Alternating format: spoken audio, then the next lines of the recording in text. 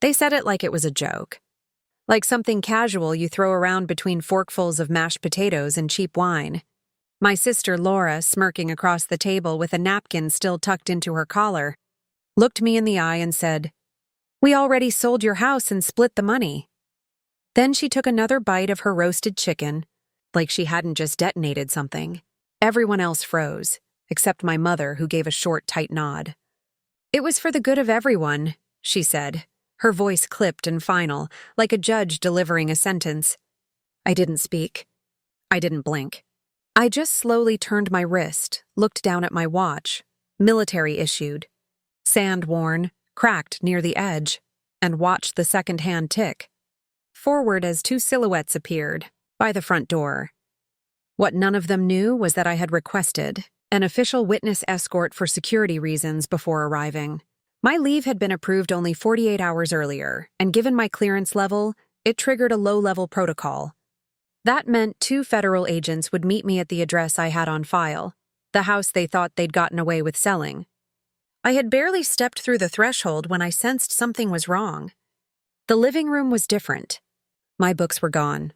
A child's toy sat where my framed certificate once stood.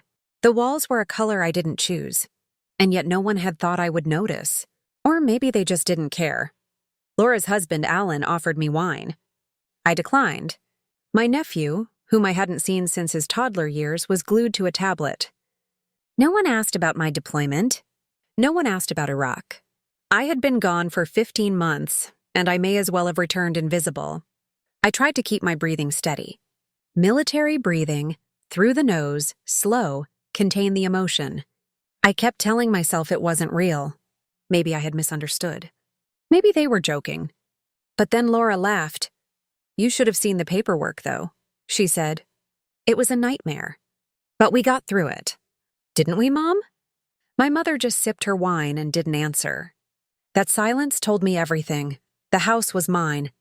My name was on the deed. The very reason I had transferred it into co-ownership with my mother 3 years ago was because I needed someone I could trust while I served. It was supposed to be temporary. Legal guardianship of property, not full rights. Not ownership. And certainly not permission to liquidate it while I was 6,000 miles away dodging mortars and waking up in a concrete barrack with sand in my ears and my weapon still strapped to my chest. I had paid for that house. From my own savings. From hazard pay. From operations I couldn't even talk about with my own family. And now it was gone. I placed my fork down slowly, aligning it perfectly against the edge of the plate. In training, they taught us about restraint. That the most dangerous soldier is not the one who reacts, but the one who waits. "Why would you do that?" I asked, not because I didn't already know the answer, but because I wanted to hear them say it. "You weren't using it," Laura said. "It was empty. We needed the cash. And technically," she gestured vaguely toward my mother, "Mom had power of attorney." My jaw clenched so hard I felt it in my ears. "Temporary power," I said. "For maintenance. For emergencies?" "Well," Laura shrugged. This felt like one. That's when the knock came at the door. 2 men.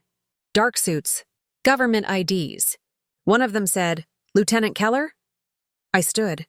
"Yes? We have documentation for you to review." He handed me a folder stamped with a red seal.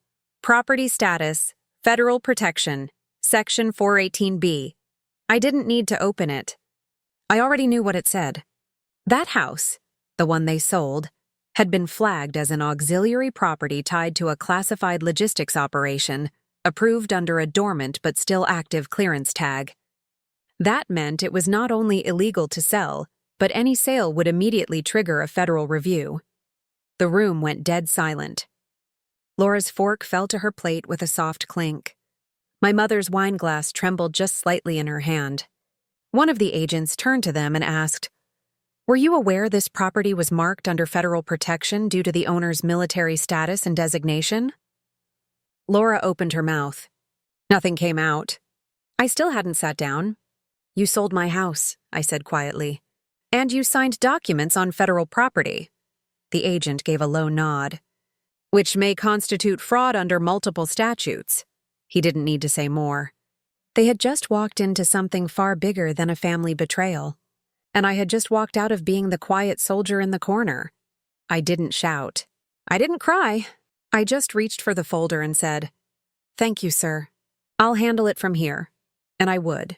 Oh, I would. Because that was the moment I realized they hadn't just sold my house. They had sold the last thread I had connecting me to them. And now, they would learn what it means when a soldier comes home with nothing to lose. I remember the day as clearly as if it had been burned into the inside of my eyelids. The air was heavy with that late summer stickiness the Carolinas get before a thunderstorm, the kind of weather where you can smell the rain building miles away. I had just received my third deployment notice, a paper that folded neatly into my pocket but felt like a weight strapped across my shoulders. Iraq again. My orders said 90 days of pre-deployment prep, which meant a blur of medical checkups, training refreshers, packing gear, and endless signatures. But all I could think about was the little brick house on Grayson Creek that I'd bought with my first hazard pay bonus. My house. The one thing in my life that felt solid, permanent, mine. When you're military, home isn't just a place you sleep. It's the one anchor you cling to when every other detail can change overnight. A house is your silent witness to all the moves, the long absences, the Christmases you spend staring at a laptop screen instead of your family's faces. That's why, when the Army transferred me to the 82nd for the rotation, I decided to do what other soldiers do: leave the house in the care of someone I trusted. My sister Laura had been the obvious choice. She was the one who'd driven me to my first MEPS appointment, the one who texted me photos of our dog back when I was a scared E2 in Kuwait, the one who told me, "We're family. We take care of each other." My mother had said the same thing, sitting at Laura's kitchen table with her tea mug in hand. "Just let us keep it safe," she'd said. "We'll make sure nothing happens to it." I had believed them. I remember spreading the paperwork across the dining room table, the same table where years later they would smirk and tell me it was gone. The notary they brought along was a friend of Laura's from church, a woman with bright coral lipstick who called me Han as she pushed forms in front of me. "This is just temporary," Laura had said, tapping one page with her manicured nail. "It lets us handle bills, repairs, property tax, nothing else." "You're still the owner." My mother had nodded vigorously. "It's basically a maintenance agreement. That's all." I had been running on 4 hours of sleep and 3 cups of base coffee, my head full of equipment checklists and training schedules. I didn't read the fine print as carefully as I should have. I just initialed where they told me, signed where the sticky notes pointed, and handed over the keys. It was a strange kind of vulnerability. In uniform, I could clear a building, patch a wound under fire, run a convoy through a hostile corridor. But there, in civilian clothes, handing over the deed to the only real home I'd ever owned, I felt naked. I had tried to reassure myself. They're my family. They love me. They'd never cross a line like that. I even left a folded letter on the kitchen counter for Laura. "Thank you for keeping the lights on while I'm gone. This house is my heart." She texted back a photo of the letter with a string of heart emojis. "Don't worry," she wrote. "Your home will always be waiting for you." During that last week before deployment, I slept at the house one final time. The room smelled of fresh paint and furniture polish, because Laura had insisted on helping stage it for future guests. I remember lying on the floor of the empty guest room, staring at the ceiling fan, thinking about the years I'd spent saving for the down payment, the nights I'd spent imagining a life after the Army where I'd actually live there. I had no husband, no children, just this house and the uniform. I had believed it was enough. When the taxi came to take me to the airport, Laura hugged me tight and whispered, "Don't die over there." My mother kissed my cheek and said, "Everything will be here when you get back." In Iraq, time moved differently. Sand and heat and the constant edge of danger rewired my brain. Days bled into nights. We lost a soldier on our second patrol, and I remember thinking of my kitchen window, how the light would fall across the counter in the mornings, and how I would stand there again someday. That image became my tether.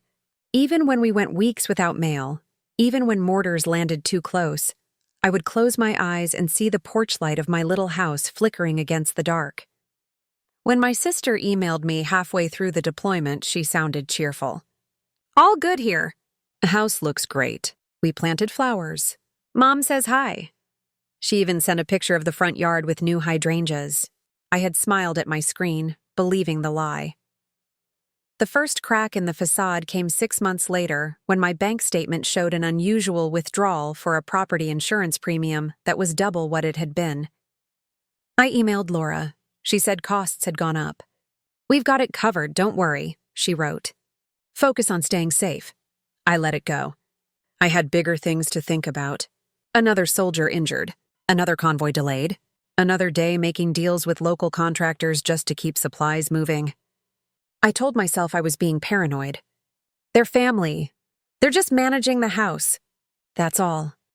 Looking back now, I can see how every little piece was a setup. The temporary power of attorney that gave them more rights than I realized. The way Laura had insisted on switching the utility accounts into her name to make payments easier. The subtle shift in her tone when she wrote about the house. "Our place," she called it once in an email. "Not your place. Our place." I ignored it. I told myself it was nothing. But something inside me, that quiet soldier's instinct that had kept me alive more than once, started whispering. "Check the perimeter. Check the locks. Check your flank." By the time my deployment ended, the whispers had turned into a dull roar. I filed for leave and requested an escort. It's a small benefit, a courtesy really, for service members returning from certain classified zones. 2 federal agents to verify ID, ensure safe arrival at a designated property, and quietly confirm nothing compromising has happened. I had listed my own house as the address. It was supposed to be a formality, but deep down I think I knew. That's why, when the plane touched down and the welcome home banners didn't feel like home, I already had a plan. That's why I didn't tell Laura or my mother the exact date I'd be back. That's why I arrived unannounced at that family dinner. My duffel bag still in the trunk of the rental car, my uniform still hanging in its garment bag. The moment I stepped through the door, I knew the promises they'd made on that sticky summer afternoon had been a mirage. The couch was different. The photos on the wall weren't mine. A faint smell of new carpet clung to the hallway. Even the dog didn't recognize me. Laura's eyes flicked toward my mother, then back to me as if bracing for something. That's when she said it. "We already sold your house and split the money." She said it like she was telling me the weather.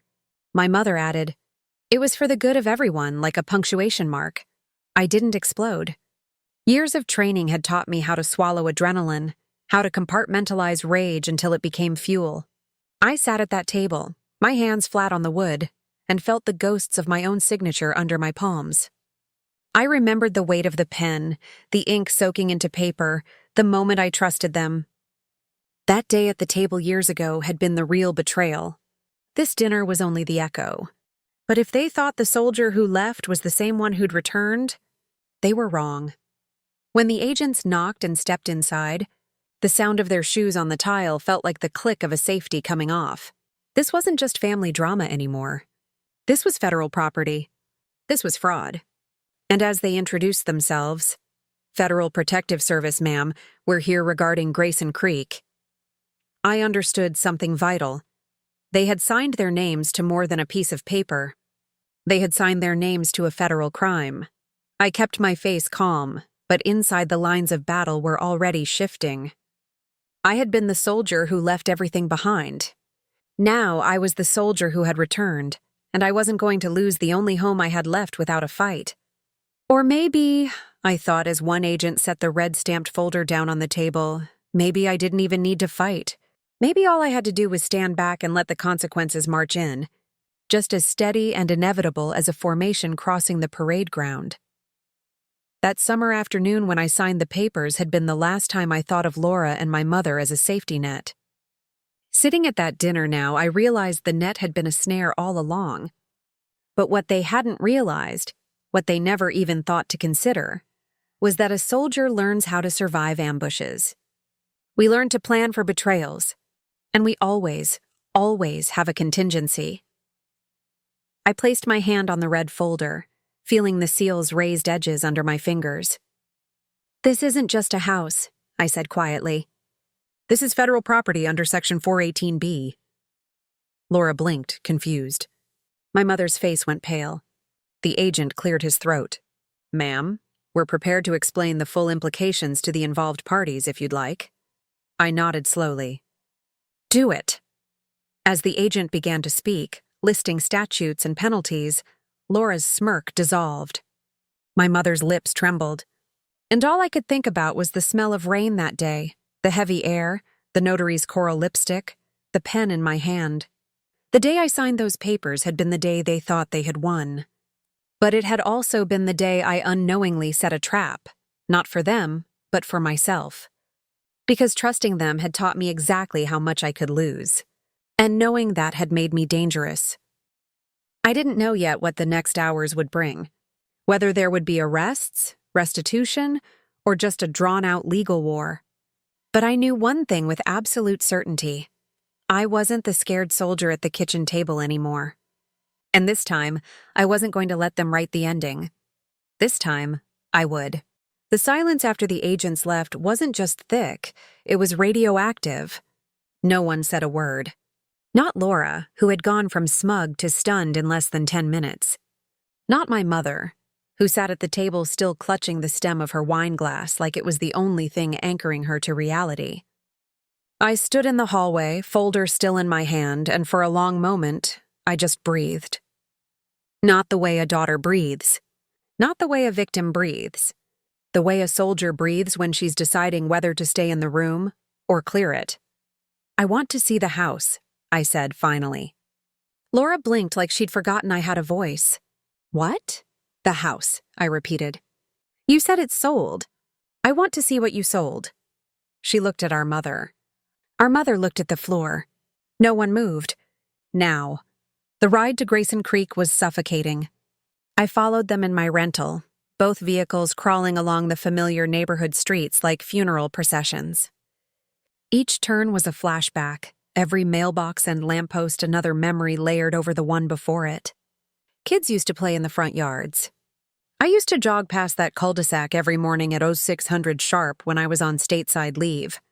And there, just up the hill, the house, mine, or at least it had been. From the outside, it looked mostly the same. The hydrangeas Laura had planted were still there, overgrown now, like they hadn't been touched in months. A different car sat in the driveway. The wreath on the door wasn't mine. My welcome mat was gone. And still, part of me expected to hear my dog's bark from inside. He'd died 2 years ago while I was overseas, and I hadn't been able to make it home for the cremation. Just another thing the uniform had taken. Laura walked up to the door like she was guiding a stranger through a museum. "They didn't change much," she said quickly, trying to regain composure. "Just the furniture, a few light fixtures. You know how buyers are." I said nothing. She unlocked the door and stepped aside. I walked in slowly, and it hit me like a body blow. My home was hollow. The air was different. The warmth I remembered. The scent of lemon wood polish, the hum of the old fridge, the creak of that one floorboard near the dining room table.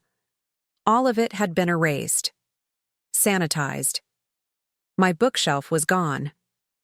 The gallery wall I'd built with years of photos, deployment souvenirs, and certificates, scrubbed clean. The windows had new curtains. My curtain rods had been replaced. Even the ceiling fan in the living room had been swapped for one of those sleek, cold-blade models that looked like they belonged in a showroom, not a home. "You said the house was empty," I murmured. "But someone lived here recently." Laura tried to smile. "Well, technically, yes. A family rented it for a few months before the sale. They moved out 2 weeks ago. We thought you wouldn't mind. It helped cover the taxes." I turned. "You rented my house?" "Just for a short while," she rushed to add. It made sense. It was just sitting here. "And she faltered. "We needed the money." The words dropped like a knife. I turned back toward the hallway and walked past the master bedroom, my footsteps echoing louder than I remembered. When I reached the door at the end, the one that led to the guest room I'd always planned to turn into a nursery someday, I paused. The door was closed. I tried the knob. Locked. Why is this door locked? I asked, not turning around. It's storage, Laura said quickly. Just stuff from the renters. We haven't cleared it out yet. Storage? I turned and looked at her. In my house? She fumbled with her purse. I don't have the key on me. Open it. I said I don't. Then break it, I snapped. Or I will. My mother stepped forward for the first time since we'd arrived. Please, she said softly. There's nothing in there you need to see. Just let it be. Her voice didn't tremble. It cracked. And in that crack, I heard something worse than guilt. I heard fear. I pulled a tactical pen from my bag and wedged it into the latch with surgical precision. It took 30 seconds. The lock clicked. The door swung open. The smell hit first. Drywall dust, old paint, something chemical. The room was darker than the others, the blinds still closed. I reached for the light. Fluorescent, not warm. The kind of light you find in basements or interrogation rooms. And then I saw it boxes, dozens of them, labeled with black marker, K. Keller, metals, K. Keller, deployment logs, K. Keller, personal effects, all stacked neatly. Organized with the precision of someone who had carefully decided what belonged to me and what they didn't want to deal with. There was even a box labeled donations. I walked to it, pried open the top, and found my father's old army uniform, carefully folded, still with the name tape, Keller. I stared at it, breath caught in my chest. He'd passed before I enlisted. That uniform had been the one I kept in my closet, pressed and preserved, as a reminder that service ran in our blood. And they had packed it for donation. Behind me, Laura stammered. We didn't throw anything away, okay? We kept it safe. We just didn't know what to do with all of it. You were gone for so long. I was gone, I repeated quietly, because I was deployed, serving. I turned to my mother. You knew about this. She didn't answer. You watched them box up my life and ship it into a closet with a lock on the door. It was complicated, she finally said. The taxes. The bills. Everything was piling up. We were doing the best we could. She stopped. We needed the money. There it was again. That phrase, cold, selfish, calculated. They needed the money. So they sold my home. So they boxed up my life. So they turned my sacrifice into their solution. But it was more than that. They had erased me, piece by piece, signature by signature. While I was sleeping in bunkers, eating MREs, escorting convoys across active fire zones, they were drawing up listings, hosting open houses, cashing checks. They had taken my name off the mailbox, off the power bill, off the land I had bled for in more ways than one. And they did it without blinking. I'll be contacting a federal investigator, I said finally. Everything that was signed. Every dollar moved. Every rental agreement. This isn't just a family misunderstanding anymore. You didn't just breach my trust. You breached federal jurisdiction. Laura's face went pale. You wouldn't do that, she whispered. You wouldn't destroy your own family. You already destroyed it, I said, eyes locked on hers. I'm just documenting the wreckage. My mother slumped into the nearest chair. We didn't think you'd come back, she said, so quiet I almost missed it. Not really. Not after what happened to your unit. You stopped answering. You were dark for months. We thought maybe you... She trailed off. Maybe we had to start over. And in that moment, I understood the truth. They hadn't just sold my house because they needed the money. They sold it because somewhere deep down they thought I was already dead, and maybe... They had hoped I would be. I looked around one last time. The boxes. The closet. The air that wasn't mine anymore. Then I walked out of the room and closed the door behind me. I didn't slam it. I didn't cry. I just turned the knob until it clicked into place, because that chapter was over. And the next one would be written on federal letterhead. I didn't leave the house right away. I stood in the driveway with the late afternoon sun cutting long shadows across the pavement, the red folder tucked under my arm, the taste of copper in my mouth. Laura hovered by the porch steps, her arms crossed tight across her chest, while our mother sat inside on the edge of the couch like she'd just been told a verdict. I should have felt vindicated. I didn't. What I felt was that quiet, familiar buzz in my veins, the one I get right before a mission starts, when the plan isn't yet written, but I already know the terrain. It was time to do what soldiers do best: gather intel before moving. I went to the motel that night instead of my base housing. Neutral ground. No one following me, no one listening through walls. I laid every document I had on the bedspread: the red-stamped federal file, the bank statements from Iraq, the deployment letters, and a copy of the original deed I had downloaded from a county website before leaving the Middle East. I lined them up in rows like evidence at a briefing. The facts were clear. The house had been sold while under federal protection. My temporary power of attorney had been leveraged to sign off on transactions I had never approved. And there was a new name, someone I didn't recognize, listed as co-signer on the sale agreement. It was after midnight when I found the letter. It was wedged between 2 old tax returns in a folder I hadn't opened since before my last deployment. A letter dated 10 months ago, addressed to me but never sent. I knew the handwriting instantly, my mother's. She had written to me about the house, about arrangements being made, about family stability. The wording was careful, but the tone was unmistakable, a confession dressed up as reassurance. But what caught my eye was the last page. She had signed my name at the bottom. I stared at it for a long time. The signature was mine, but not mine. An imitation, a passable one, but wrong in the way a soldier notices wrongness. The slant too sharp, the K in Keller too soft. My stomach went cold. They hadn't just used the power of attorney. They had forged my signature. And then a second realization hit. If I had this letter, unsent and buried in my own files, how many other documents were out there? How deep had they gone? The next morning I went to the county clerk's office as soon as it opened. No uniform, no makeup, just jeans and a hoodie and the look of someone who wouldn't leave until she got what she came for. I requested copies of every document filed on the property over the last 3 years. The clerk, a young man with thick glasses, hesitated when he saw the federal seal on my ID card. "You might want to talk to the registrar," he murmured. He disappeared into the back and returned with a folder thicker than a phone book.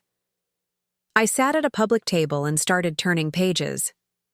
Sale agreements, rental contracts, wire transfers, every page a new cut. There was my mother's signature, Laura's, and again, mine, but not mine. Dozens of times.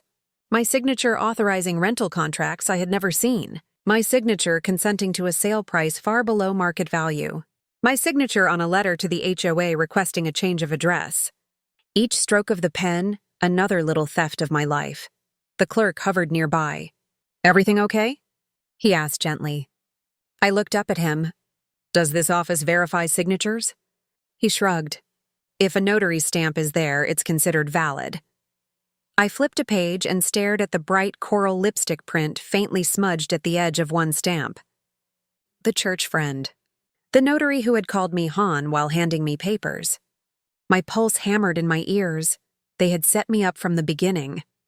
On my way out, I called Captain Harris, the legal officer who had helped me file my first deployment will. He picked up on the second ring. "Keller," he said. "You back stateside?" "Yes," I said. "And I have a problem." I explained it in bullet points. Dates, documents, federal property status, forged signatures. He didn't interrupt. When I finished, there was a pause. "You're sure about the classification tag on that address?" "Positive," I said. "Section 418B. "Then this isn't a civil matter," he said. "It's criminal, federal." His voice went cold. "Do you want me to open a case?" That one question felt like a door swinging open inside my chest. For months, I had been boxed out, erased, treated like a problem to be solved. Now the power shifted. The law was on my side. The government was on my side. I wasn't just a daughter or a sister anymore. I was a lieutenant in the United States Army reporting a breach of federal property. And that made all the difference. But a soldier also knows timing. Not yet, I said. I need more proof. And I want them to look me in the eye when they realize what they've done. Harris exhaled. Collect everything. Don't confront them without a witness. I'll prepare the paperwork. For the next 3 days, I worked like I was on a mission. Every morning, I went back to the clerk's office and scanned more documents. Every afternoon, I sat in the motel with my laptop and cross-checked signatures. I pulled bank records, phone logs, email backups. I contacted an old friend in CID who owed me a favor and had him run the name of the buyer through a federal database. What came back was predictable. A shell corporation registered under a P.O. box 2 towns over, dissolved 6 weeks after the sale. No assets, no employees. A phantom. Laura and my mother hadn't just sold my house. They'd funneled it through a straw buyer to hide the profit. On the 4th night, as I was flipping through another stack of papers, a memory rose up from nowhere. Me at age 12, forging my mother's signature on a school permission slip so I could go on a field trip. She'd grounded me for a month when she found out. Signatures matter, she'd said then. They're a promise. They're your word. And now here she was, decades later, forging mine. I sat back in the motel chair and rubbed my temples. I wasn't angry. Not in the way people expect. I wasn't shaking or yelling. I was cold, focused. Because once you've walked through blast craters and seen what betrayal can cost in human lives, a forged signature is just another battlefield. And like any battlefield, it can be mapped, flanked, and won. At dawn the next morning, I dressed in my uniform for the first time since landing stateside. Not because I needed it, but because I wanted to remind myself who I was. Lieutenant Catherine Keller. Logistics and operations. Combat tested. Clearance level. High. Not the girl who had signed away her house. Not the sister who had trusted too much. A soldier. I put the letter, the one my mother had written but never sent, into a clear evidence sleeve. Then I placed the forged deed copies behind it. I added a USB drive with every scanned document, every bank statement, every photo of the locked closet, every email. I slid it all into the red folder. When I zipped the bag shut, it felt like sealing an explosives crate. Heavy, final. There was only one thing left to do. Go back to the scene and give them a chance to tell me the truth before the government did it for them. I called Laura and told her to meet me at the house. She hesitated. Why? We need to talk, I said. Just you, me, and Mom. She started to make an excuse. I cut her off. Be there. My voice came out flat, a tone I hadn't used with her before. A tone soldiers use when they're not asking. I arrived 20 minutes early and parked down the street. I sat in the car and watched the front door like I was on surveillance. At 6:59 p.m., Laura pulled up. My mother arrived 2 minutes later. They went inside. I gave them 5 minutes to settle. Then I got out, straightened my uniform, and walked up the driveway. Inside, the living room looked smaller than it had a week ago. Or maybe I just saw it differently now, stripped of illusions.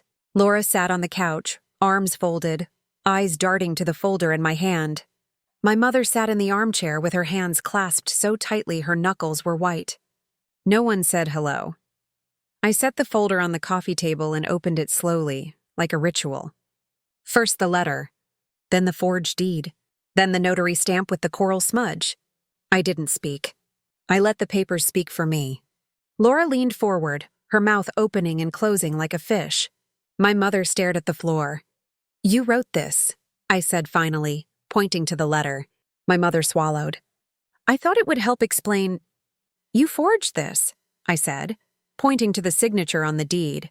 Laura's head snapped up. That was Mom. You both signed everything, I cut in.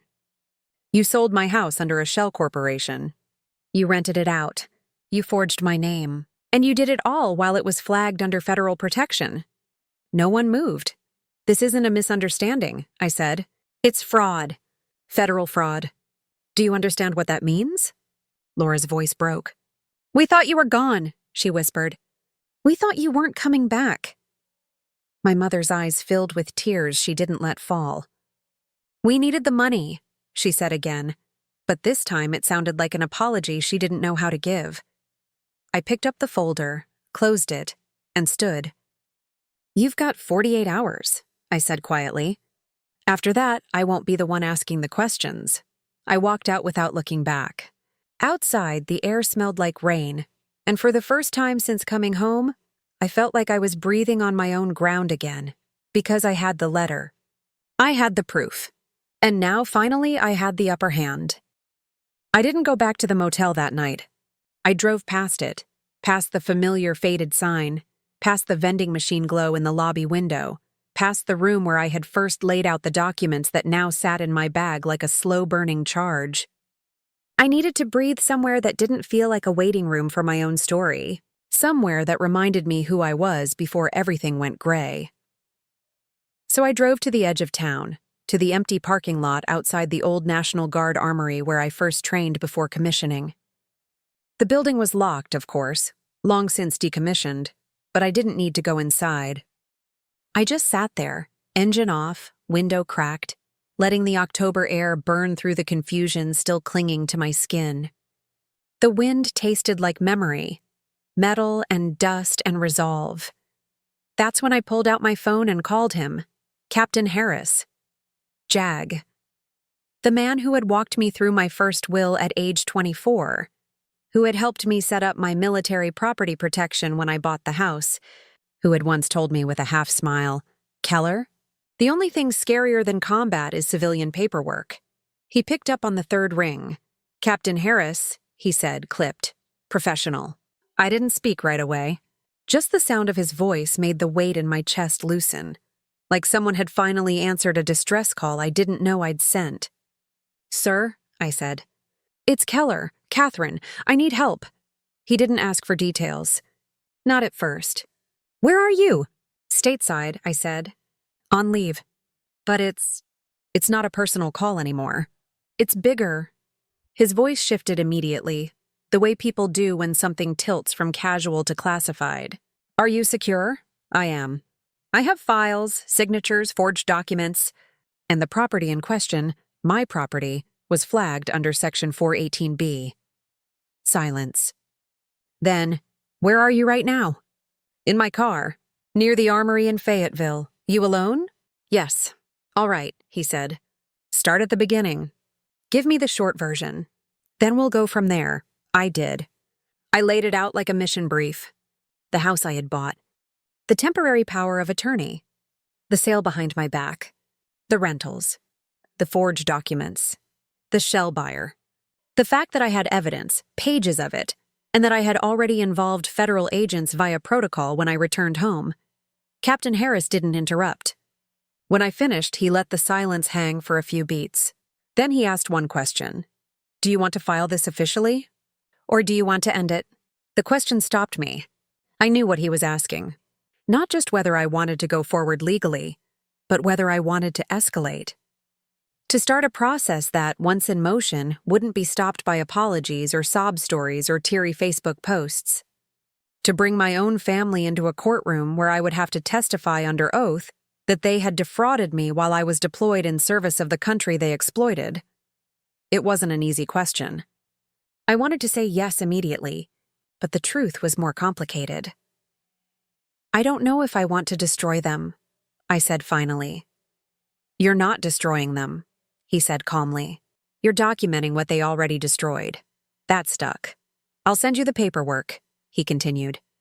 "You don't have to file it yet, but it'll be ready. And when you're ready, you'll walk into the legal office and hand it to the clerk, and everything else will follow." He paused. "But if you don't do that, if you let this go, you're going to carry the weight of what they took forever. This doesn't just live in bank accounts. It lives in your name, in your silence." He was right. This wasn't about property anymore. It was about precedent. If I let them walk away with my name, my trust, my signature, what else could be taken? What else would they feel entitled to next time? "Okay," I said. "Send it." "Sending now," he replied. "Encrypted. Check your email." "And Keller?" "Yes, sir." "I know you," he said. "You've survived worse than this. Just don't let the uniform make you think you owe silence to people who wore your loyalty like a costume." I thanked him. We hung up, and then I sat there in the car, hands resting on the steering wheel, Engine still off. The sound of the wind rattling leaves against the windshield like soft percussion. For the first time in days, I felt like someone had handed me a weapon I actually knew how to use, because now I had something real. A legal mechanism. A formal route. A documented process with rules and consequences. It wasn't revenge. It wasn't emotional. It was justice. Silent, sharp, procedural. The kind that doesn't scream, it signs. It files. It serves. Back at the motel, I downloaded the forms, reviewed every word, filled in the blanks. I attached the scanned documents, the forged signatures, the correspondence, the shell buyer registration, even a still frame from a video showing Laura walking through my kitchen during a real estate showing she never knew was being recorded. That security camera had been part of a home protection upgrade I'd installed before deploying. She had looked right into it and smiled. I didn't click send. Not yet. But I saved the file. Twice. I printed 3 copies. I folded one and placed it in the red folder. I packed another in my duffel bag. Then I called Doreen. She was the housing official who had first reached out when Megan had turned my eviction into a TikTok campaign last year. Different context, same betrayal. She'd seen firsthand what family fraud looks like in the digital age. And she had told me, back then, call me if you ever need help finding somewhere new. Or if you just need someone who believes you, she answered on the first ring. I was hoping I'd hear from you, she said. I'm looking for temporary housing, I said, and legal guidance, and maybe just somewhere to start over. She didn't ask why. She didn't need to. Come by the office in the morning, she said. Bring everything. When I showed up the next day, I was early. She was already waiting, files spread across her desk like she'd known I'd call. I handed her the folder. She opened it slowly, scanning each page. Her face didn't change until she saw the signature. The forged one. You know, she said quietly, this isn't uncommon. But what is uncommon is having your entire trail this clean, this organized, this locked in. You built a case without even knowing it. I've spent my life building systems, I said. Logistics, operations. This is just another mission, she smiled. You're going to win this. I didn't smile back. I wasn't ready to use words like win. I just wanted to stop feeling like a ghost in a life I had paid for in full. Do you want us to file on your behalf? She asked. We can submit the fraud complaint directly to the JAG office and the local authorities. Not yet, I said. I want one last thing first. What's that? I want them to know I'm giving them a chance to come clean. I want to hand them the file, in person, just once, so they can see what it looks like when a soldier walks into a room with nothing left to lose. Doreen nodded. Then make it count. I left her office with a new address to tour. A 1-bedroom near the coast, quiet, clean, available on a short lease. She handed me the key to view it alone. I didn't go straight there. I drove to Laura's house. When she answered the door, I held out the folder. She looked at it like it was radioactive. What is this? She asked. Everything, I said. Read it. You have 48 hours. Or what? She snapped, trying to sound defiant. I didn't answer, because it didn't matter. The clock had already started ticking. I don't know when it started. The shift in how I viewed the house. Not as shelter, not as asset, not even as symbol, but as perimeter. Maybe it was after the 4th time I came back from overseas and caught myself checking for tripwires in my own backyard. Maybe it was when I stopped seeing the front door as an entry point and started seeing it as a breach point. Or maybe it was always there, that instinct, that wiring, the one the Army drills into you from day one. Assess your surroundings, know your terrain, protect your ground. And yet I had let that house become something else entirely. I had tried to make it soft. I had tried to pretend that I could let it go into someone else's hands without consequence. But I was wrong. That house was never just real estate. It was a coordinate, a node on a map that mattered more than my family had ever understood. The classified flag didn't happen by accident. When I filed the paperwork years ago, before my second deployment, the JAG officer had walked me through the full list of protections available for property owned by active duty military. Most soldiers opt for the basic ones: delayed payments, eviction freezes, interest caps. I went further. I had reason to. I had been briefed on operations that required stateside security protocols. I had been rotated into a logistics program that made use of civilian zones in emergency simulation plans. My property, small and suburban as it was, sat within 15 miles of a reserve training corridor that, under certain conditions, could be reactivated for federal use. Most people wouldn't know that. But I did, and I had filed accordingly. Section 418B wasn't widely known, not even among soldiers. It was one of those classifications that appeared in red ink in the bottom corner of deployment briefings, the kind you weren't supposed to talk about outside secured networks. But its purpose was simple: to protect military personnel assets, including real estate, from any transaction or transfer that could compromise security during or after a classified assignment. My house had been flagged not just because I lived there, but because it had been mapped, logged, approved for use in contingencies that I couldn't explain to my own mother. It wasn't a safe house.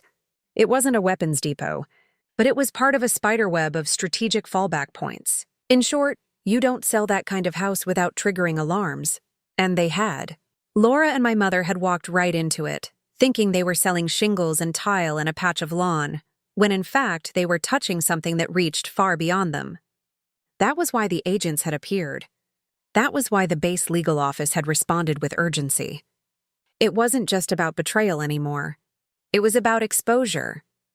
I remember sitting at the small dining table in my temporary rental unit, reviewing the documents again, tracing my finger over the redacted lines in the brief I had kept from a prior tour. I had no clearance now to open the full contents, not while on leave, but I didn't need to. I remembered it. I remembered the debriefings. I remembered the maps with dotted lines, the circles that marked priority zones for movement, the highlighted boxes labeled "owned by cleared personnel." Mine was one of them. I had lived in that house while attending briefings. I had stored encrypted drives in that house. Hell, I had received deployment orders in that house, sealed envelopes with names and locations that never left those walls. Even now, I wasn't supposed to say where I'd been, what I'd transported, who I'd reported to. But I could say this: that house was tied to operations that would never show up on the evening news. And the idea that someone had listed it on Zillow, showed it to strangers, moved renters through it, unvetted, unsecured, it made my hands shake. I thought about the boxes I'd found in the locked closet. The medals, the uniforms, the letters. But also the other things. The encrypted drive that was supposed to remain in a fireproof safe. The shredded documents I'd left sealed in military disposal bags. The spare key to the armory cabinet I had buried behind the garage. Items that might seem meaningless to someone else, but that, in the wrong hands, could paint a partial picture of operations no civilian should ever glimpse. I had trusted Laura and my mother to keep it quiet, keep it secure. But they hadn't. They'd opened the door to more than just buyers. They'd opened the door to a liability. And here was the cruel irony. They didn't know. Not really. They didn't understand what they had touched. Laura had once called me paranoid when I installed surveillance cameras around the perimeter. My mother had laughed when I insisted on blackout curtains in the guest room. "You're home now," she'd said. No need for all that, but I had known. I had always known that even peace is just a pause between operations. That safety isn't a default, it's a discipline. So when I stared at the confirmation form that came from the Federal Property Control Office, the one that said "active breach under review," I didn't feel vindicated.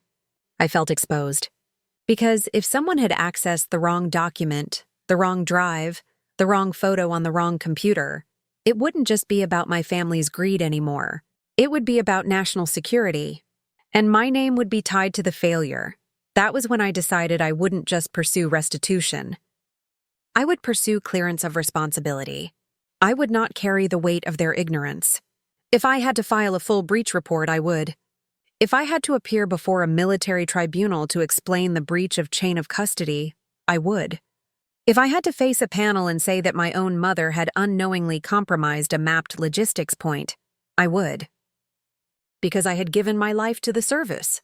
I had lost years, friendships, a version of myself that might have laughed more, trusted easier, and I would not allow that sacrifice to be turned into a cautionary tale. Not for them. Not for me. I remember calling Captain Harris that night, my voice steadier than it should have been. "There's more," I said.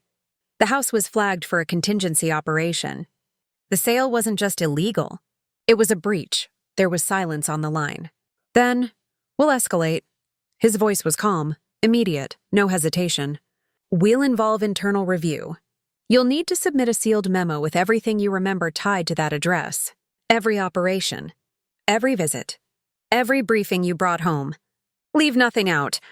"I've already started writing it," I said. And I had 3 pages of bullet points, names redacted, dates loosely framed, all drawn from memory, but accurate. The kind of accuracy a soldier keeps in her blood because forgetting gets people killed. I knew what would come next. Investigators. A federal audit. Possibly surveillance of the current occupants if the house hadn't been emptied. Forensics. A sweep of the property. All of it cold, methodical, slow, but unstoppable. Like justice in uniform. But the strange thing was I didn't want revenge anymore. I didn't even want the house back. I wanted distance. I wanted detachment.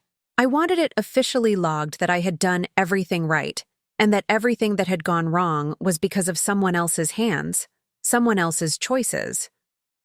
I didn't want to prove they betrayed me. I wanted to prove that I had done my duty, even when they hadn't done theirs. I stared at my laptop screen, cursor blinking after the last sentence in my report. I acted in accordance with protocol and delegated property only under authorized terms. It looked clinical, cold. But under it, I typed one final line. A single sentence.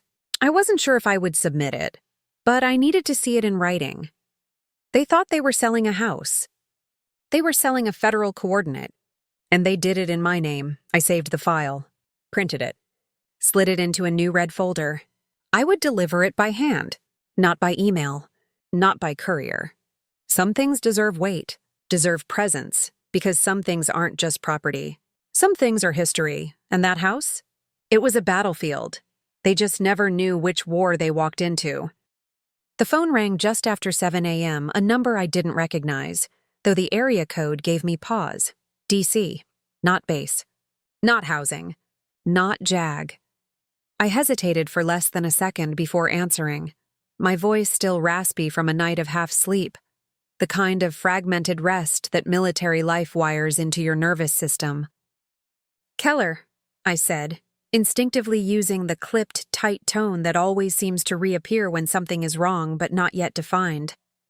The voice on the other end was calm, but there was a precision to it that immediately changed the temperature in the room. "Lieutenant Commander Keller?" he said. I didn't correct the rank. It was close enough, and more importantly, it told me exactly who I was talking to. Only 2 types of agencies ever referred to me that way. One of them was the Federal Bureau of Investigation. This is Special Agent Lowry with the Department of Defense Liaison Division. We're calling regarding a possible breach related to property connected to classified deployment coordinates.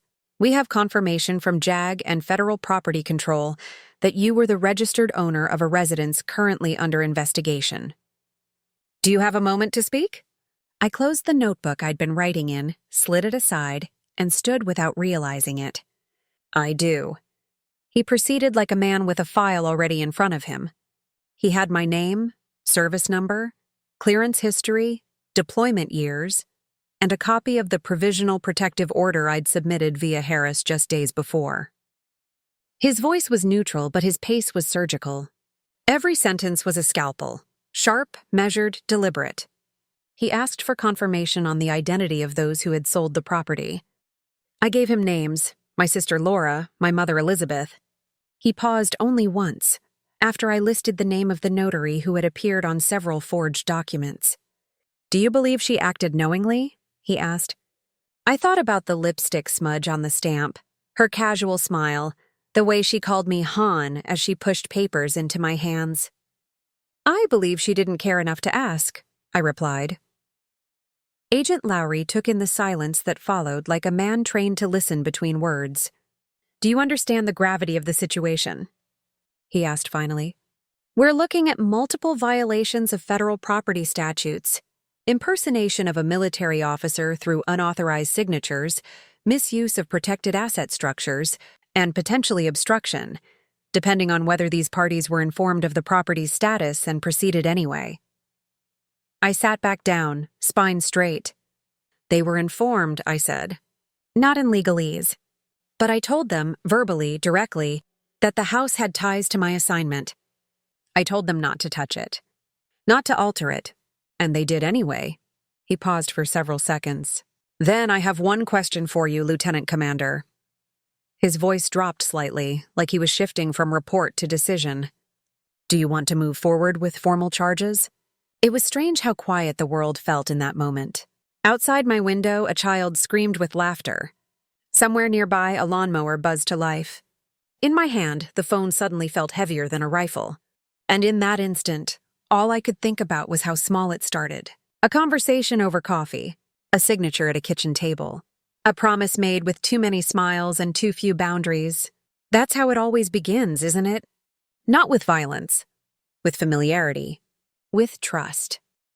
I looked across the room at the folder still resting on the desk. The folder I had carried like a second spine these last few weeks. Red-stamped, overstuffed, half-worn at the corners. Inside it was the truth. My name, my proof, my trail. And for the first time in a long time, I realized I didn't feel conflicted anymore. Not really. Because this wasn't about family. Not anymore. This was about identity. About what happens when people decide that your sacrifice entitles them to what you built. "Yes," I said. "I want to proceed." Lowry didn't flinch. He didn't reassure. He didn't promise anything except the truth. "You'll receive a formal affidavit request within 48 hours. Once signed, it will initiate the review panel. You may be called upon to testify. If you do not wish to pursue civil penalties, you can indicate so. But criminal inquiry is non-negotiable once submitted." He paused. "There may be fallout." "There already is," I said. "I just want it written down now." He nodded. I could hear the tapping of a keyboard in the background, the distant shuffle of paper. "Then we'll move forward. You'll be contacted by a case officer within 72 hours. We hung up. I stared at the wall. My hands didn't shake. My chest didn't tighten. I didn't feel regret. I felt sober. Not numb, not hollow. Just present. For the first time since returning home, I felt like I was standing in my own shoes again. Not on borrowed ground. Not in borrowed silence. Later that day, I received an encrypted email with the formal documents. I printed them, signed them, scanned them back in. No ceremony. No emotion. Just ink on paper. Just a soldier confirming a fact. This happened and it matters. That night I slept for 6 full hours. No dreams, no sand, no sweat, just stillness. The next morning, my sister called. I didn't answer. She called again. Then my mother. Then an unknown number. I turned off my phone and went for a run along the coast near the temporary unit Doreen had helped me secure. It was small, quiet, furnished in neutral beige and navy. The kind of place where no one asked your last name and everyone respected the sound of silence. I ran until my lungs burned. Until I felt like the floor had been scrubbed clean inside me. When I returned, I had a voicemail. It was Laura. Her voice was breaking before the first sentence even finished. "Kate, please. We didn't know. Mom's not okay. We're getting letters, calls. There's a government guy who came to the house. I didn't understand what any of this was. Please call me." I didn't, because the point wasn't to punish them. The point was to remove them from the story in a way they couldn't rewrite. I made tea. I sat on the small balcony. And I thought about something Harris had told me once during a deployment. People don't see the line until they've already crossed it. But that doesn't mean you move the line for them? The house on Grayson Creek was no longer mine, at least not in the way it used to be. But it was now recorded, in every agency that mattered, as a site of federal breach. That meant they couldn't sell it again, couldn't borrow against it, couldn't file taxes without triggering alerts. It was marked, like a scar that tells the truth long after the wound has closed. A few days later, I received a visit. 2 agents, again. Not Lowry, different division. One took notes while the other spoke. They thanked me for my cooperation, informed me that the file had been escalated, and asked for any personal statement I might wish to attach to the official record. I handed them an envelope. Inside it, I had written, "I was overseas serving. My family sold my life out from under me. They did it in my name, with my trust, with my silence. This is me ending that silence." They read it. The note-taker looked up. "Ma'am, may we quote this?" "Yes," I said. "I want that sentence to be the one they have to read first." They left without another word. I watched their car disappear down the road and realized I wasn't waiting for a knock anymore. I wasn't waiting for them to admit guilt. Or cry or apologize. I was done waiting. That evening I called Doreen and asked if the coastal unit could be extended. She said yes, no hesitation. I asked if she had a contact for legal housing transfer paperwork. She did. Within an hour, I had the form in my inbox. I filled it out, signed it, and submitted the new address for official mail. No more motel, no more back and forth. This was where I lived now, where I started over. 2 weeks later, I received the first notification that charges were moving forward. Nothing dramatic, just a letter, a date, a docket number, but it was real. It meant the system was doing what I could no longer do myself, hold them accountable. Not with rage. With records, I never heard from Laura again after that. Not directly, but I saw her name once in a local blog post, buried in a comment thread about unfair treatment of family members by veterans with a grudge. I smiled, just once. Then I closed the browser and made myself breakfast. They had crossed the line. I didn't move it, I just reported it. And now, finally, they couldn't pretend they hadn't seen it. It's strange how quickly a memory can sour. 1 minute, it's a warm echo, the clinking of forks, the flicker of candlelight on wine glasses, the familiar cadence of laughter echoing off the walls you once called home. Then something shifts. A single line said too easily, a glance held too long, and suddenly the whole memory curdles, turns rancid, and you start replaying it in your head with a different filter, not nostalgia, but clarity. The last time I sat at that dinner table, Laura smiled as she told me they had sold my house. My mother nodded and said it was for the good of the family. No apology, no hesitation, just certainty and their own entitlement. That night had carved itself into me like a slow, dull blade, the kind that doesn't draw blood until it's deep enough to leave a scar. This time, it was different. I didn't ask for the dinner. They did, through an intermediary. An extended cousin who emailed me nervously, trying to play neutral ground. "They're scared," she wrote. "They don't understand what's happening. They want to talk. Please just give them one more chance." I didn't reply at first, but I kept reading the message. And then I thought about something Harris told me during our last call. Sometimes the best place to be during a legal storm is completely visible. So I said yes. I agreed to come, but I brought witnesses. They didn't know that part yet. I arrived 10 minutes early, sat in the driveway, watched the windows. The curtains were drawn, the porch light was on, the car was in the driveway, Laura's, not my mother's. The house looked smaller now. Not physically, but psychologically. It didn't loom anymore. It didn't breathe like a threat. It was just wood and drywall and bad decisions. I texted Agent Lowry's liaison just once. Arrived. Proceeding with the meeting. 2 cars were parked at the cul-de-sac's edge. No lights, no markings. They wouldn't enter unless I signaled. That was the agreement. I wasn't in danger, but they wanted to observe, wanted to see how the subjects conducted themselves. Sometimes the smallest things are the most telling. A lie told in confidence, a contradiction said too easily. Words matter when you're under federal scrutiny. And I was giving them a front row seat. I walked up the path slowly. My boots echoed on the concrete. I knocked once. The door opened immediately. Laura stood there, face drawn tight, eyes glassy. "You came?" she whispered as if I'd done something noble. I didn't answer. I walked past her, Inside, the dining room table was already set. Same place, same seats, like a stage waiting for actors. My mother sat at the head, shoulders stiff, jaw locked in that familiar expression she wore when she was bracing for a blow but pretending she wasn't. No one said anything for a few seconds. Then Laura gestured weakly. "Sit?" I took the same seat I had the last time. I placed a plain envelope on the table in front of me. Neither of them looked at it. They knew better.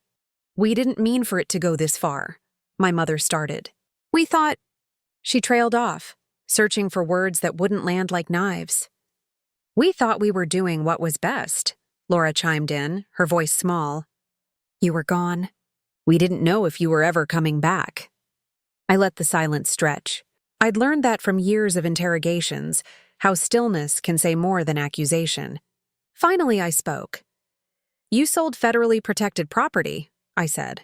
"You rented it out. You moved documents. You forged my signature. You funneled the sale through a shell corporation and failed to disclose the classification status of the property." Laura paled. "We didn't know. You didn't ask," I cut in. "And that's the same thing." My mother folded her hands. "Kate, please. We can fix this." I nodded toward the envelope. "You can start by reading that." Laura reached for it with trembling fingers. Inside were 2 forms. The first was a full inventory report, compiled by a federal analyst, listing every known item removed from the house while it was under protection. The second was a voluntary declaration of surrender, a statement acknowledging unlawful interference with a protected asset, prepared for signature, offering cooperation in exchange for a reduction in sentencing recommendations. Neither of them moved. "They're watching," I said calmly. "Not the people you think.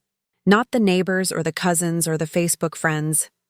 People who don't care about apologies or tears or stories about desperation. People who read reports, not excuses." "You're serious," my mother said, her voice flat. "I'm done," I replied. "And this is the only grace I'm offering." Laura opened her mouth, closed it, then tried again. "We didn't want to hurt you." I almost laughed. Almost. "You didn't think of me at all," I said. "That's the problem." The silence that followed wasn't peaceful. It was loud in a way that pressed against the walls, filled every corner. I stood slowly, deliberately. "You have 48 hours to sign and submit the declaration. After that, it's out of my hands." My mother's eyes shone, but she didn't cry. That was her style. Silent suffering. Stoic damage. The same woman who told me at 16, "Toughen up. Life doesn't slow down for tears." I had learned that lesson. Too well. As I reached the door, Laura whispered, "Do they really have people watching us?" I paused, turned. "Do you remember that real estate agent you brought in to tour the house?" I asked. "The one who said she had military clients interested?" Laura blinked. "Yeah, she was one of them." And then I walked out. Outside, I didn't look back. I gave no signal. I didn't need to. The observers had already seen enough. The transcript would note the tension, the admissions, the absence of denial. That night, I didn't go home. I drove to the coast again. I parked near the rocks and watched the tide come in. The water didn't care about betrayal or paperwork or how fast your name can be erased from your own life. It moved the same way it always had, slow, inevitable, cleansing. Back at the unit, I brewed coffee and sat at the small desk where I kept my files. I didn't read them. I didn't add anything. I just sat there, hands flat on the table, and breathed like I had in the desert. Like I had in the bunkers. Like I had every time I thought I wasn't going to make it home. Because this moment, was the homecoming I never got. No parade. No banners, just justice, slow, precise, and watching. Some things in life don't need to be said twice. Like the sound of a gavel, the hiss of a signature sliding across fresh paper, the pause before a military command is obeyed. And sometimes the word family, it used to mean everything to me. Used to hold weight, memory, origin. But after what they did, after the forged signatures, the lies, the theft of not just my house but the years I gave to build it, The years I gave to this country while they plotted how to make use of my absence, family had become a sound like any other. A word said by people who wanted access to your loyalty without earning it. It was 2 days after the dinner. The envelope with the voluntary surrender document still sat untouched. No calls, no emails, no signatures. Just silence. A very telling kind of silence. The silence of people who were hoping it might all just blow over. That I'd get tired. That I'd walk away. But they didn't know me anymore. If they ever had. So I called them. Once, Laura answered, hesitant. Meet me, I said. Where? A public space. Neutral. No distractions. She started to protest, but I was already hanging up. I chose the library downtown. Not out of sentiment. Out of structure. Clean tables. Security cameras. Silence enforced by architecture. It was the kind of place where truth echoes louder than excuses. She arrived first. Alone, which surprised me. No mother, no lawyer, no husband. Just Laura in a beige coat she always used to wear when she was trying to appear harmless. I sat across from her. Laid the file on the table between us. You have one more chance, I said. Not to make this disappear. That's not happening. But to cooperate. To acknowledge what you did, so the court sees some trace of conscience before they rule on sentencing. Her eyes filled with panic, the way they always did when she realized control was slipping. You're not serious, she whispered. This is your sister. I didn't move. We grew up together, she said, a little louder. We played in that house. We made blanket forts in the living room. Dad built the swing in the backyard. How can you just burn all that down? You did that, I replied. You and Mom, when you sold it. When you forged my name. When you took what I earned and funneled it into your mortgage. You set the match. I just refused to sit inside while it burned. I didn't know it was federal, she hissed. I thought it was just a house. And that's the problem, I said quietly. You thought it was yours to define. Just like you thought I'd be too far away to fight back. She swallowed hard, reaching for something in her purse. A tissue, maybe. Or a performance. But it didn't matter. Because I had come here with one purpose, to deliver the final file. The amended one, the one with the forensic signature analysis included, the one with the timeline of phone calls and emails she had denied ever sending, the one with the final estimate of damages, prepared by an auditor at the Department of Defense. It wasn't just civil anymore. It wasn't even just criminal. It was systemic, institutional. I slid it across the table. She didn't touch it. You can't do this, she said, voice shaking. We're family. I looked at her and said what I had rehearsed alone in the mirror, more than once, but never out loud. No, I said. We were family. Then you made a decision. She stared at the file. Do you want me to go to prison? I want you to tell the truth, I said. And if that truth leads to prison, then that's a consequence of your choice, not mine. Laura leaned back. Do you know what this will do to Mom? She was there, I said. She nodded when you said you sold the house. She sat silent when the agents arrived. And she signed her name to every document you gave her. That wasn't my decision. Tears welled up in her eyes then.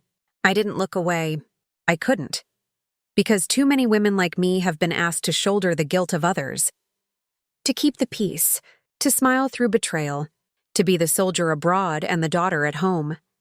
The protector and the scapegoat. But not anymore. I was done being anything to anyone who only valued me when I was out of the picture. Laura reached for the file. She flipped it open. Read the first line. Her fingers trembled. This has my signature on 5 different forms, she said. I didn't sign all these. You did, I said. Or someone pretending to be me did. Either way, your name is attached to the fraud. The investigation is already in motion. This is the last opportunity you have to cooperate and reduce the damage. Her jaw clenched. I could see the fight in her, not the noble kind. The self-preserving kind. She wanted to blame me, wanted to turn it around, wanted to cry until someone else stepped in and said, let's not destroy the family over this. But there was no one else at the table. Just her and me. The one she thought would always forgive, Always stay silent, always give in.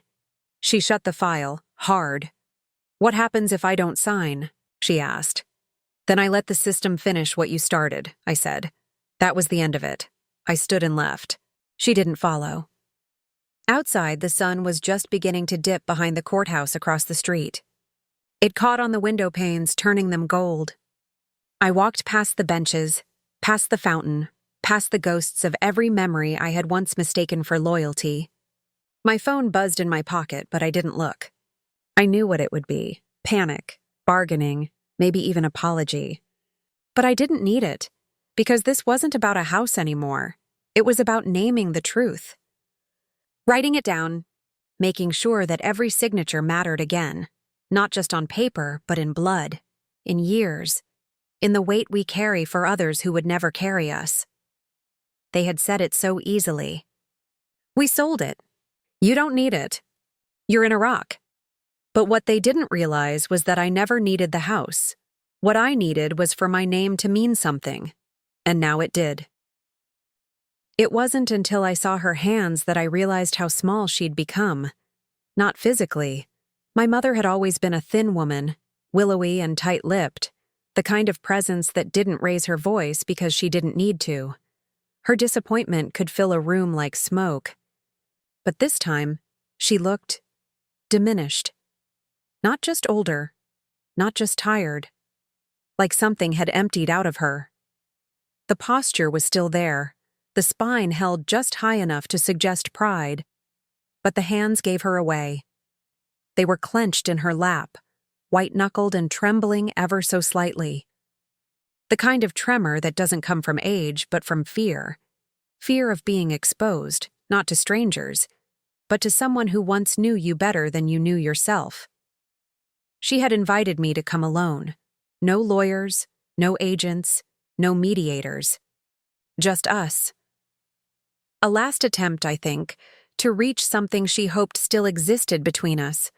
Some echo of trust, or daughterly affection, or at the very least, shared blood. I agreed. Not because I wanted peace, but because I needed to see her eyes when I told her the sentence had already begun. She greeted me at the door like she used to when I came home from school. Same tight smile, same perfunctory hug that barely touched her ribs. The house was the same too, or tried to be. The same china cabinet, the same framed photo of my father, on the wall, still in uniform, still smiling in black and white like the world hadn't yet turned on itself. But the illusion was fragile now. Too fragile. The air was brittle. Every surface felt wiped too clean, as if the whole house was trying to erase its own fingerprints. We sat at the dining room table. No food this time, no wine. Just a pitcher of water and 2 glasses, untouched. My mother sat across from me in the chair she had claimed for decades, the one with the cushions slightly more worn than the others. She folded her hands over the table. I laid the updated file in front of me. She didn't look at it. For a long time, neither of us spoke. Then, finally, she said in a voice I barely recognized, "Are you going to send us to jail?" It wasn't a challenge. It wasn't even defensive. It was quiet and terrified. I watched her closely, gauging the weight behind the words. This was not a woman unaware of what she'd done. This was someone who finally understood that consequences were real and irreversible. I didn't answer her right away. I opened the file, slowly, deliberately, and turned the pages one by one. She didn't stop me. She just stared. The audit from DOD. The signature analysis. The paper trail from the shell buyer. The declaration of property status violation. Every page was a confession, only this time it was in writing. Impersonal. Irrefutable. The truth, stripped of the drama they had always used to soften the edges. "I don't want vengeance," I said finally, "but I want accountability." My mother's jaw tensed just slightly. "You think this will make you feel better?" "No," I said, "but it will make sure this doesn't happen to someone else." That some other soldier doesn't come home to find her life dismantled by the people she trusted most. She looked away then, toward the window. A breeze shifted the curtain.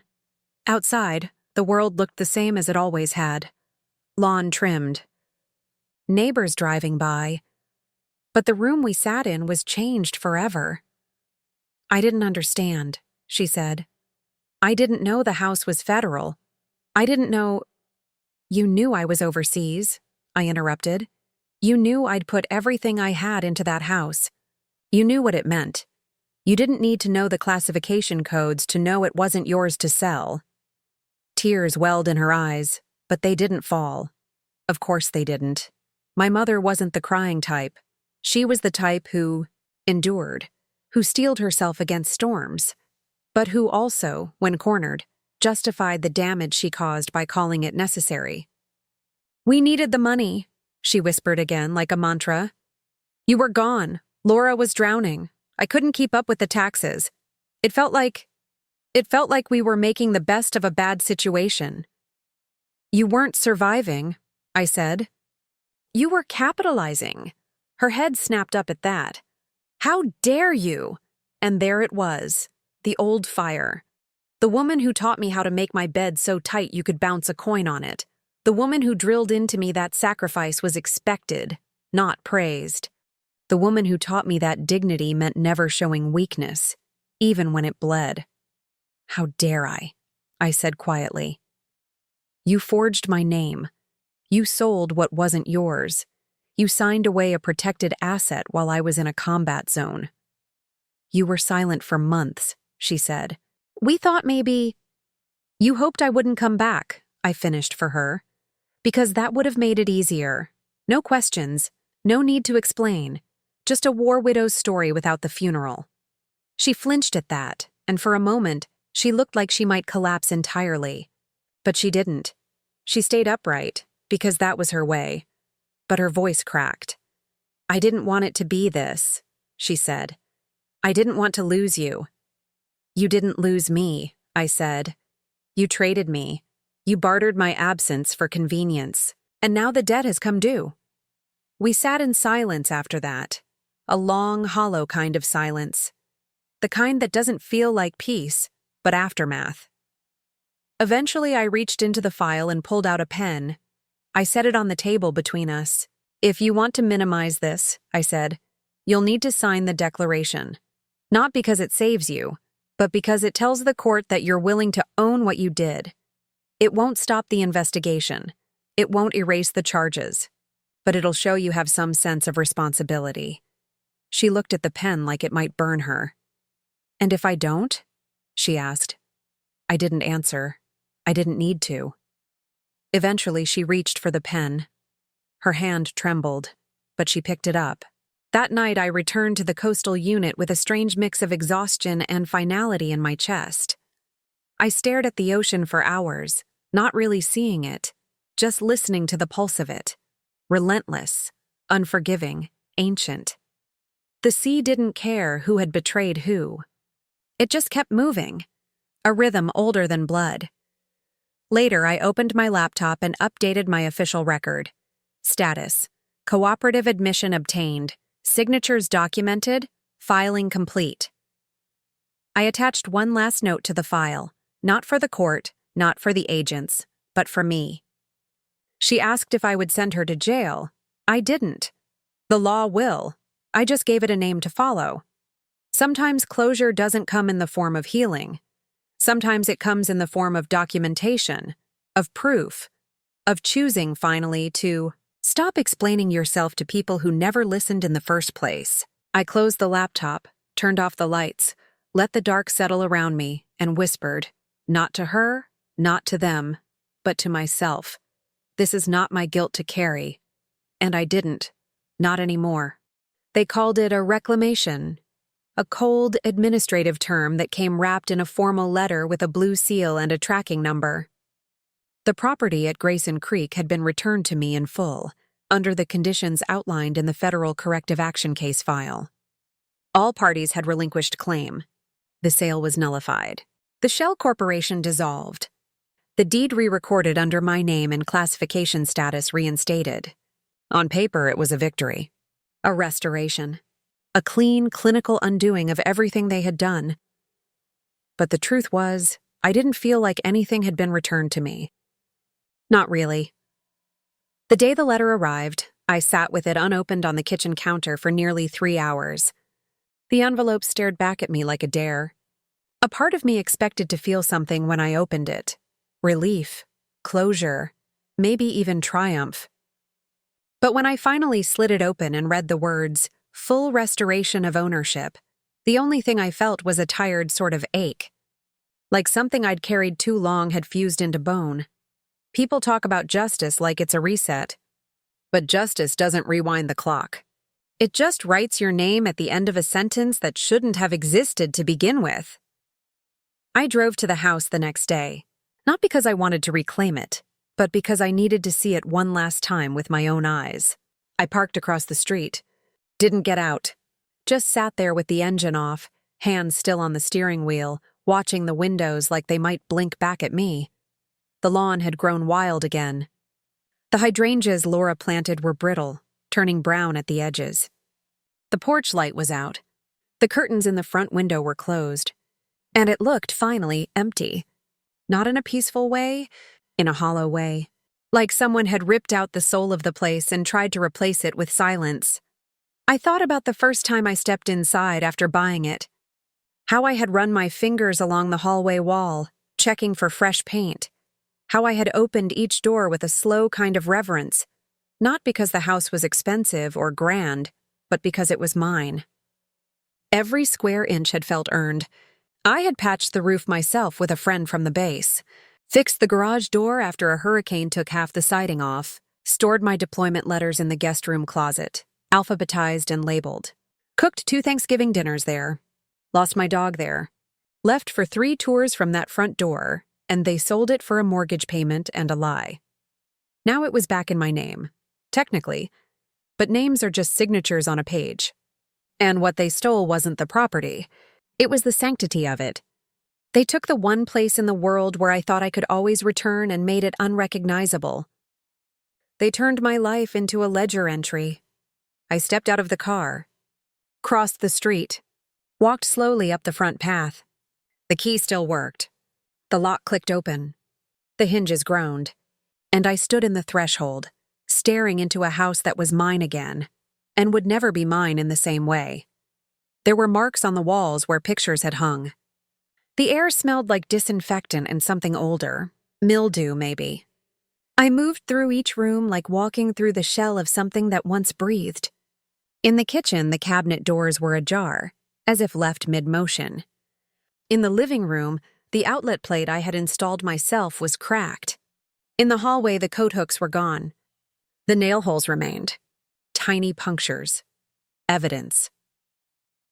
In the back bedroom, the one that had once been my office, then a guest room, then storage, I stood longest. This was where they had boxed up my life, where I had found my father's uniform folded for donation, where my medals were packed with masking tape, where a rental family had once slept while I wore body armor halfway across the world. I didn't touch anything. I didn't open a closet or turn on a faucet.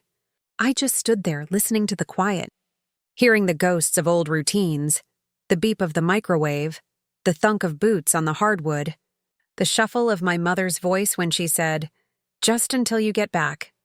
I left 15 minutes later, closed the door behind me, locked it, slid the key into an envelope and wrote one line on the front. "This is not a home anymore." The next morning I called Doreen. "I'm ready to list the property," I said. She was quiet for a moment. "You sure?" "I am." We arranged the paperwork.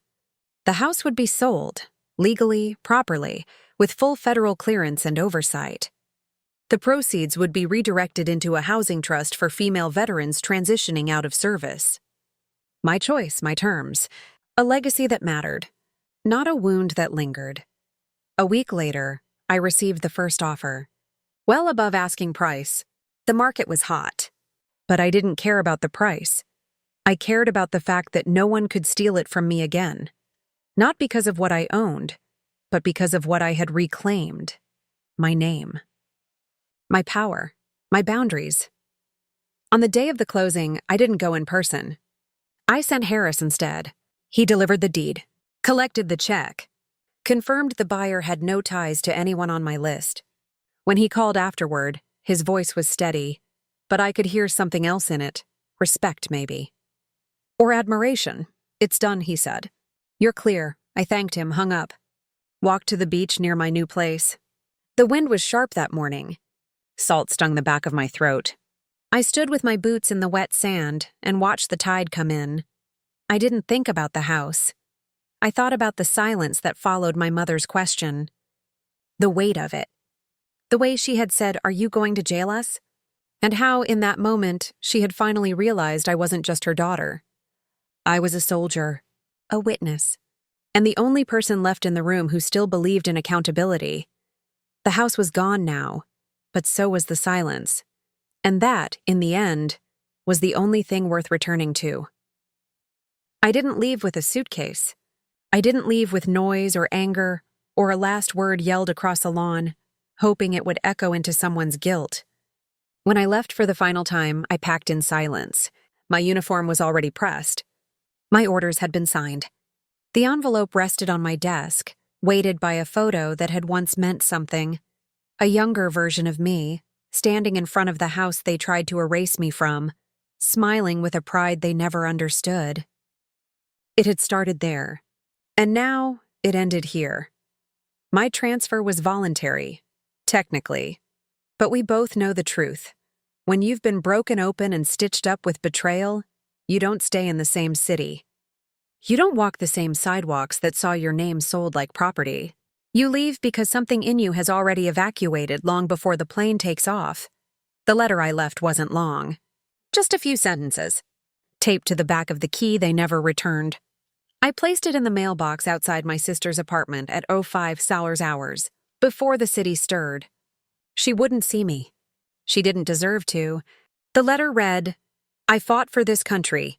I survived war zones, loss, trauma, and deployments no one back home asked me about. But nothing compares to the battlefield you built in my absence. You didn't just sell a house. You erased a soldier. I'm leaving now, not to run, but to protect what's left of me from ever being touched by you again." I didn't sign it with my name. I signed it with my rank. It was the only identity they hadn't managed to drag through their entitlement. The new base was coastal, far north.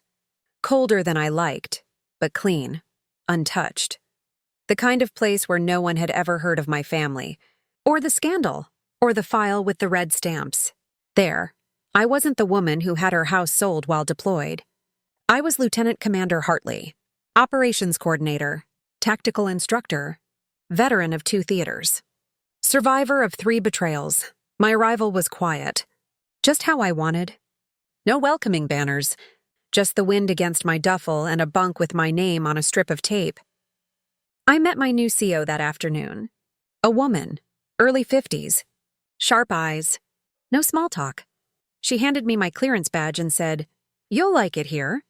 We don't ask about where you came from. We care about where you're going."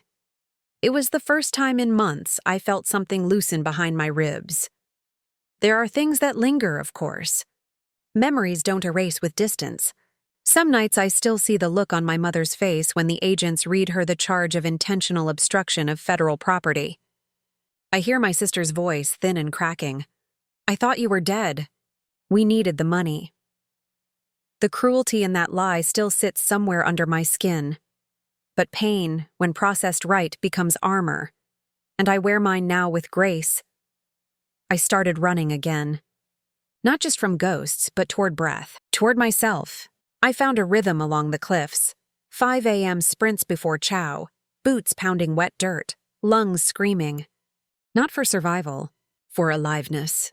For proving to myself that my body, my will, and my mind still belonged entirely to me. My quarters were small, but they were mine. The door locked from inside. The key stayed in my pocket. I framed no pictures. I burned none either. I simply stopped carrying them like proof. The day I officially turned down the inheritance they offered, the one they tried to guilt me with. After the charges were dropped in exchange for a plea and forced restitution, I wrote 3 words in response: keep it all. That was the day I stopped seeking an apology that would never come. Forgiveness is a myth when accountability never arrived, and yet, I did find peace, not in reconciliation, but in reinvention. I began mentoring young female recruits. Some of them had stories like mine. Mothers who doubted them. Brothers who mocked their strength. Partners who couldn't handle their rise. I never told them the whole story. But I told them this: never hand over your name. Not for approval. Not for comfort. Not even for love. They listened. And I saw in their fire a part of me returning in fragments. Not the woman before the betrayal, but a sharper one. Smarter. Clean-edged. One night, months later, a letter arrived at my new base. Unmarked. No return address. But I knew the handwriting. My mother's, still curved like a teacher's, as if control could be found in penmanship. Inside, a single sentence: you will always be my daughter, even if you think you stopped being one. I didn't write back. I didn't burn it either. I folded it once, tucked it into a metal box with my deployment medals, and locked it. Blood doesn't bind what betrayal already cut. The final step was something no one knew but me. I requested a formal name tag change on all my active files. Not a legal name change, just rank and last name. No first, no middle. No identifier beyond what I earned. Hartley. LTCDR. That's who I was now, not because they broke me, but because I outlived them in every way that mattered. And when I walked past the mirror that morning in full uniform, insignia gleaming, nameplate firm over my chest, I didn't see the girl who left a house that no longer felt like home.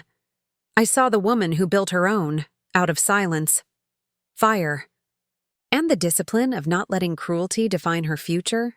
I was never theirs. I just forgot for a while.